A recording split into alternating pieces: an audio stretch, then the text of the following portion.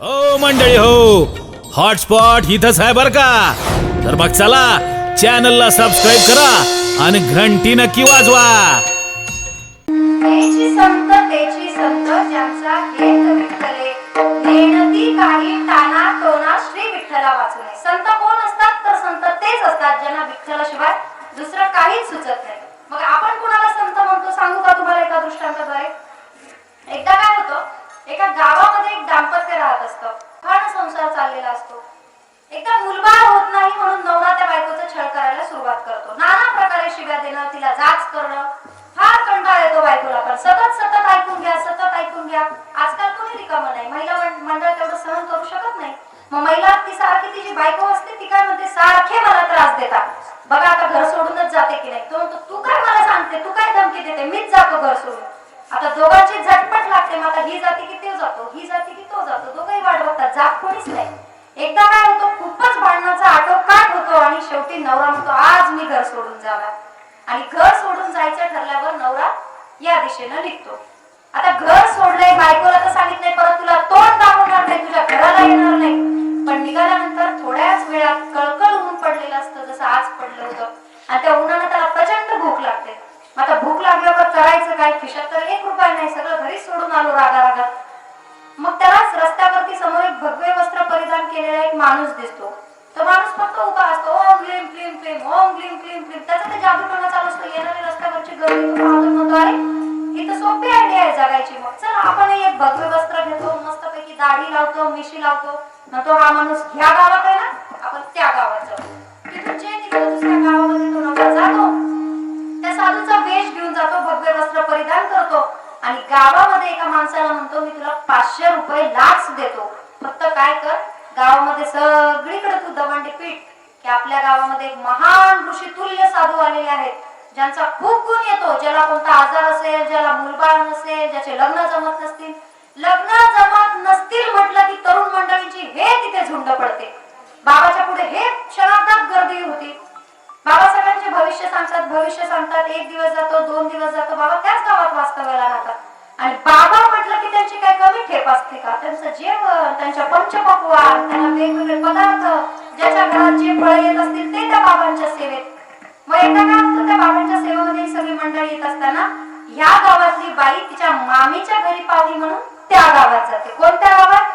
ज्या गावात ती बाई राहत होती त्या गावात. आणि म्हणते, बाबा आमच्या गावात एक मोठा साधू आलाय. ती म्हणते, बापरे काय केलं त्या साधूनं? अगं ज्याला मुलबाळ होत नसल, ज्याचं लग्न जमत नसल, त्या सगळ्यांना हा बाबा ना काहीतरी देतो म्हणतात, पण त्याचा गुण येतो. ती म्हणते, तुला झालं का? मला झालं नाही, पण मी लोकांचं ऐकलंय. तू एक काम कर, किती दिवस झाले तुझा नवरा घर सोडून गेलाय, तू त्या बाबाला दाखवायला जा भविष्य, त्याला हात दाखवलं का ते तुझं भविष्य सांगतो. हिला काय वाटतं, खरंच आहे. ही जाते आणि त्या बाबाच्या मागे रांग लावते. जाता रस्त्यात जे भेटेल, 1 किलो सफरचंद, 1 किलो केळी, 1 किलो चिकू, अंगूर, जेवढं काय भेटतंय जत्रेत सगळं घेऊन त्या बाबांच्या समोर दर्शनाला जाते. सगळी रांग अशी लागलेली असते, कटत हिचा नंबर शेवटी पार येतो. आणि शेवटी असं पदर घेऊन नमस्कार करून त्याच्याकडे बघते, तर काय समोर बघते तर तिचाच नवरा असतो. आणि मग म्हणते, अहो तुम्ही इथं कसे आले? म्हणजे सगळं गाव याच्याकडे येत होतं, त्याचा खेळही बंद पाडते आणि परत सगळ्या गावाला ओरडूनही सांगते, अरे बाबा नो, हा कोणी साधू नाही, याला मीच घरातून काढून दिलं होतं, यालाच मुलबाळ नाही ना, तुम्हाला काय मुलबाळ होण्याचं सांगला विठ्ठल.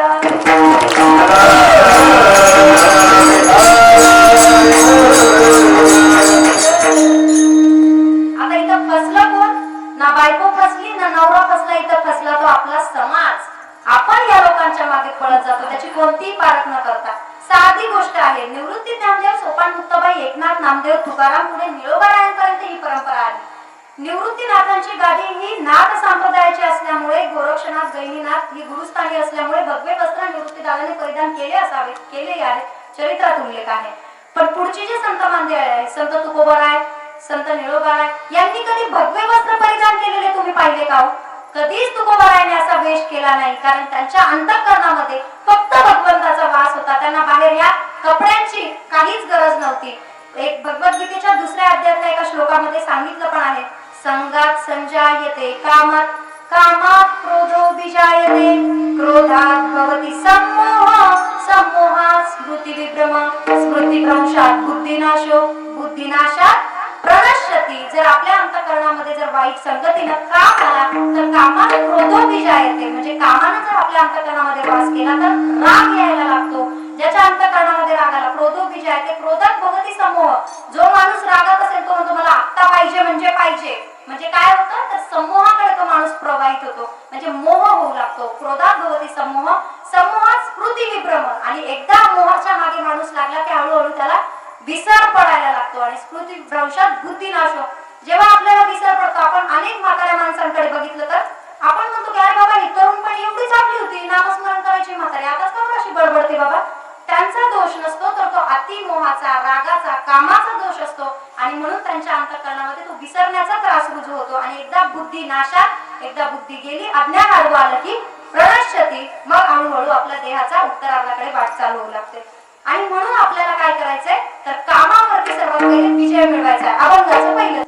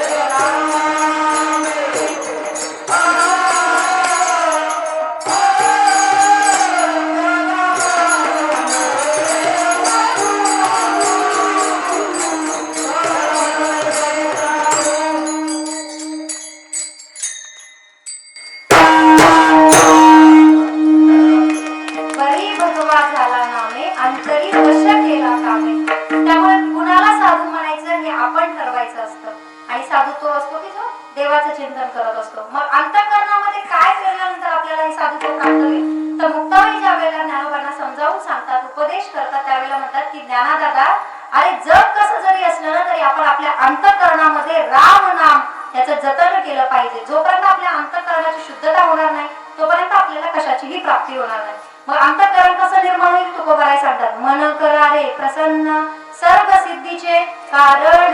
जोपर्यंत आपलं मन निर्मळ होणार नाही तोपर्यंत सर्व सिद्धींची प्राप्ती होऊ शकणार नाही. अजून एक आपण तुकोबाराय बोलतात की नाही निर्मळ जीवन काय करील साबण. कोणत्याही गंगेवर तुम्ही स्नान करायला गेले, साबणानं अंग कितीही घासलं तरी त्याचा उपयोग नाही जोपर्यंत तुमचं मन निर्मळ होणार नाही. जेव्हा मन निर्मळ होईल तेव्हा वरती अंग घासण्याची काही गरजच पडणार नाही. त्यामुळे आपलं अंतःकरण निर्मळ व्हावं असा उपदेश ते करतात.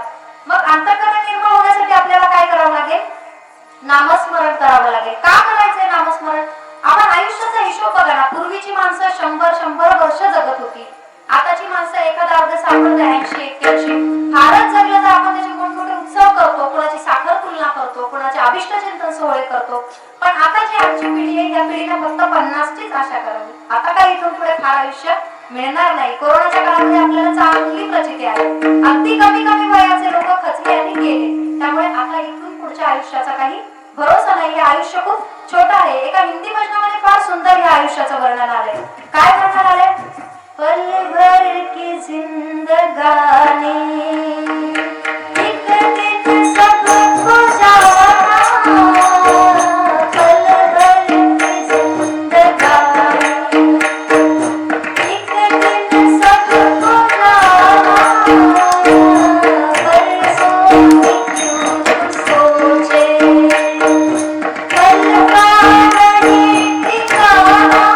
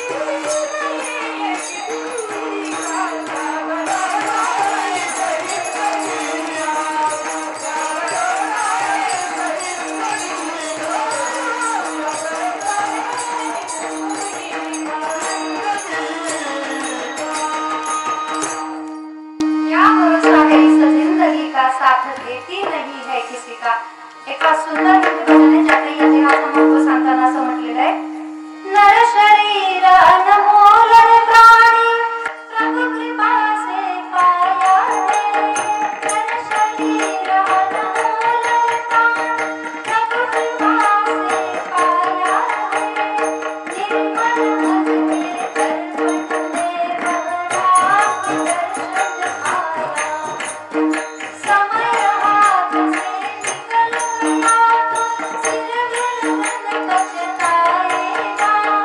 निर्मल मन के दर्पण में बहराम दर्शन आया, समय हाथ से निकल गया तो सिर गिरधन पछताएगा, निर्मल मन के दर्पण में बहराम दर्शन आएगा, राम के दर्शन आएगा, राम नाम के सावन से जो मन का मैल छुड़ाएगा, निर्मल मन के दर्पण में राम के दर्शन आएगा, राम के दर्शन आएगा, राम के दर्शन आएगा। नर शरीर अनमोल प्राणी प्रभु कृपा से पाया है, झूठे जग प्रपंच में पड़कर क्यों प्रभु को बिसराया है, समय हाथ से निकल गया तो सिर धुन धुन पछताएगा, निर्मल मन के दर्पण में वह राम के दर्शन पाएगा। आपल्या अंतःकरणामध्ये जर त्याची अंतःकरणाची मलिनता काढून टाकायची असेल आणि हे अंतःकरण जर निर्मळ करायचं असेल तर काय करावं लागेल, तर राम नाम हे जे शस्त्र आपल्याला घालून दिलं या संतांनी, त्या संतांचं अनुसरण करत राम राम राम म्हणा, राम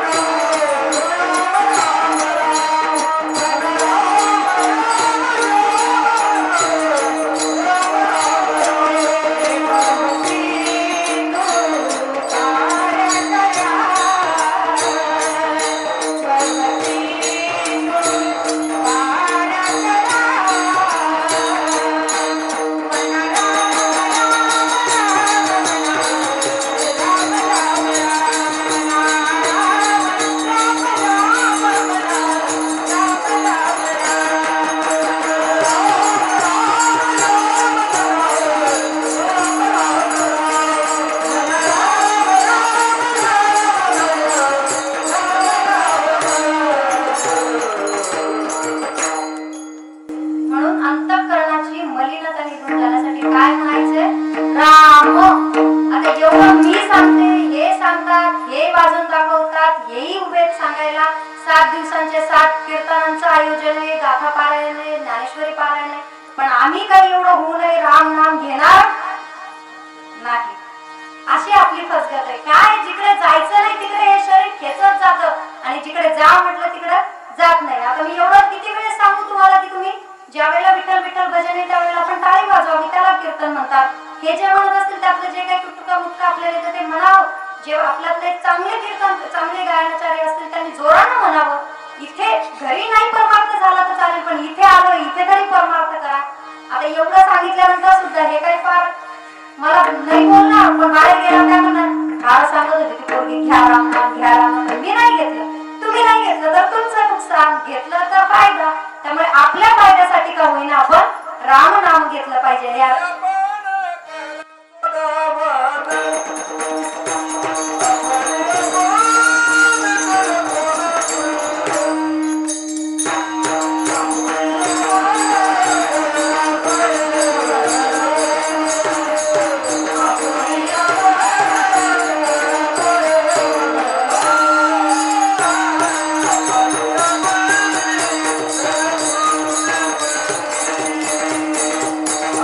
Oh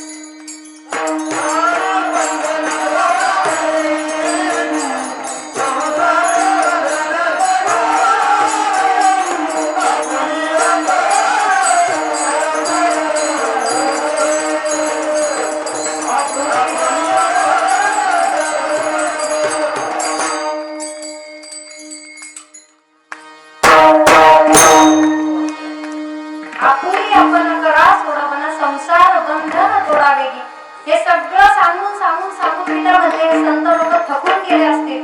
तुकोबारांसारखे अधिकारी पुरुष आपल्याला म्हणून गेले की सकळांच्या पाया माझे दंडवत नका करू नाश आयुष्याचा, की बाबा रे आता तरी तुम्ही नामस्मरण करा. पण आपण त्यांचं काही ऐकलं नाही. तुकोबारांचं जर आपण चरित्र पाहिलं तर सुख पाहता जवा पाडे दुःख पर्वता एवढे अशी त्या कालखंडाची परिस्थिती होती. पण त्या परिस्थितीत स्वातंत्र्य, समता, न्याय, बंधुता यांची सांगड घालत महाराष्ट्राच्या पावन भूमीमध्ये निवृत्ती ज्ञानदेव सोपान मुक्ताबाई एकनाथ नामदेव तुकाराम ही सकळ संत मांदियाळी उदयाला आली. आणि या सकळ संत मांदियाळीच्या पावलांवरती पाऊल ठेवत संत तुकोबारायांनी उभी हयात आपल्याला नामस्मरणाचा मंत्र दिला. आजही जर बघितलं तर आपण जसजसे वारीच्या वाटेने जातो तसतसं वारीच्या वाटेने टाकलेलं प्रत्येक पाऊल हे नामस्मरणाचं असतं. तुम्ही म्हणणार आम्ही तर काही नामस्मरणासाठी जात नाही, आम्ही तिथं बिस्किटचे पुढे मिळतात म्हणून जातो. असेही काही लोक आहेत. असं म्हणतात वारीत हौशे येतात, गौशे येतात आणि नवसे पण येतात. पण आपण वारीमध्ये जर जात असाल तर तिथून काय शोधायचं, तर तिथून नामस्मरण शोधायचंय. कारण मोक्षापर्यंत जाण्याची एकमेव वाट आहे नामस्मरण. साधी गोष्ट आहे. दुपारी या ठिकाणी भागवत कथेचं आयोजन होत असेल, बरोबर? भागवत कथेमध्ये बसल्यानंतर तुम्हाला थोड्या वेळासाठी असं वाटतं काय करता बाई त्या घरातल्या कामांना, जाऊ दे तिकडे ते काम, एकदा जाऊ इथे. एकदाच सांगितलं मला कुणीतरी की लाल साड्या घालून यायच्या, बघा लाल साड्या आज. बरोबर आहे की नाही? फक्त एकदा सांगितलं की आज येताना लाल साड्या घालून यायच्या. आणि हे बघा लाल साड्यांचं इतकं मोठं प्रमाण. आता मी दोनदा सांगते की नामस्मरण करा, नामस्मरण करा. बघू आता किती जण करतात. विठ्ठल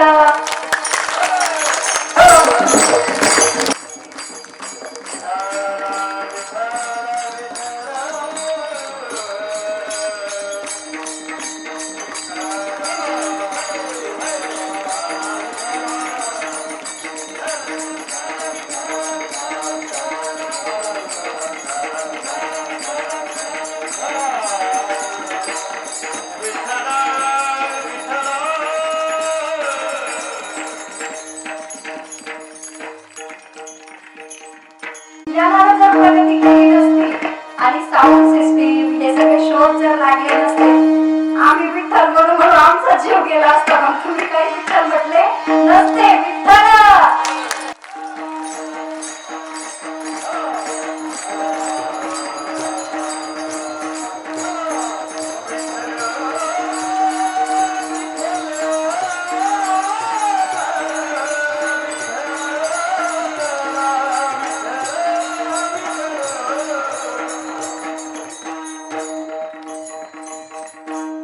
आपल्या शिवप्रतिष्ठानचे जे अध्यक्ष आहेत मोहन नाना साळवे, मुकुंद नगरचे नगरसेवक यांचं देखील या ठिकाणी आगमन झाले. सेवेसाठी त्यांनी इथे आला.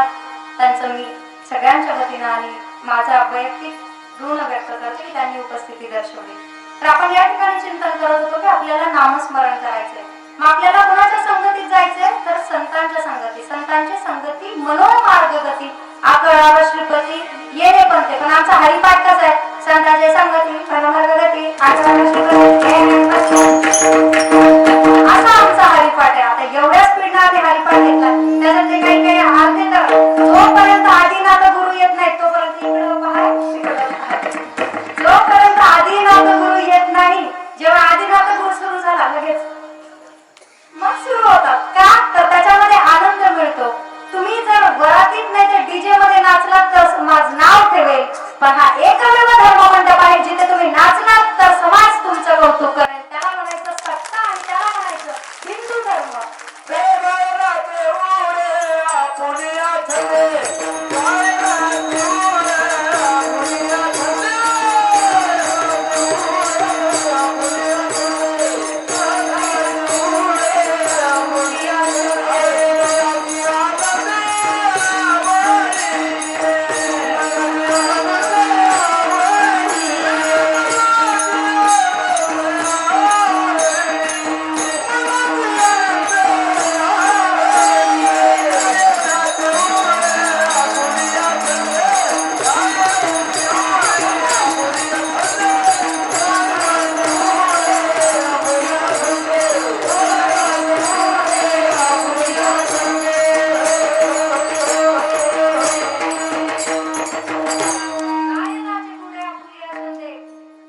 मंडळी हो, हॉटस्पॉट इथंच आहे बर का.